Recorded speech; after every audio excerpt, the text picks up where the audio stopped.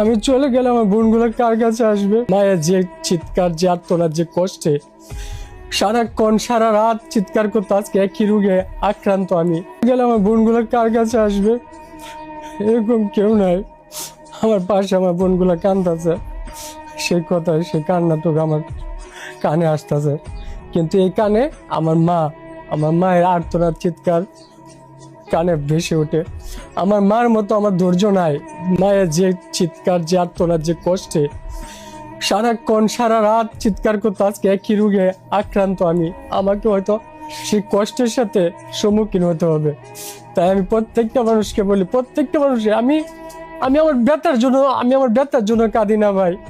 আমি আমার অসুস্থর জন্য কাঁদি না। জন্ম মৃত্যু সবকিছু আল্লাহ দুনিয়ার সৃষ্টির 40,000 থেকে 50,000 বছর আগে সব লিখে দিয়েছে। আমি আমার হায়াতের জন্য যদি কান্না করে থাকি, সেটা আমার বোনদের জন্য। আমি যদি আমার নিজে বাঁচার জন্য চেষ্টা করি, আমার সন্তানের জন্য।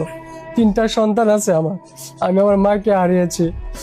আমি যদি হারিয়ে যাই, আমার সন্তানদের কি হবে? আমি তাদেরকে মাদ্রাসায় পড়ানোর একটা ইচ্ছা ছিল, আমি কি পড়াতে পারবো? আমি যদি মারাও যাই, আমি যদি না থাকি, আপনারা আমার সন্তানগুলারা দেখে রাখেন। এতটুকুই আমি বাঁচতে চাই।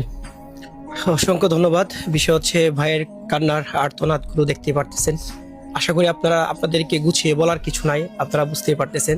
তো ভালোবাসার মানুষদের একটা কথাই বলবো, অর্থ দিয়ে যতটুকু সহযোগিতা করার দরকার করবেন, প্রয়োজনে ভিডিওটা শেয়ার করে পাশে থাকবেন।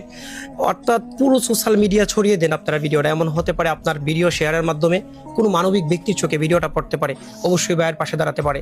তো এই জন্য বলবো, বিশেষ করে সবাইকে বলবো, ভাই কাকুতি মিনতি করে বলার কিছু নাই, ভাইয়ের মুখ থেকে শুনলেন। আর বিশেষ করে 3টা সন্তান এবং তার পরিবারের জন্য, তার পরিবারের অর্থাৎ পরিবারের সেই কর্তা, তার কোনো ভাই নেই।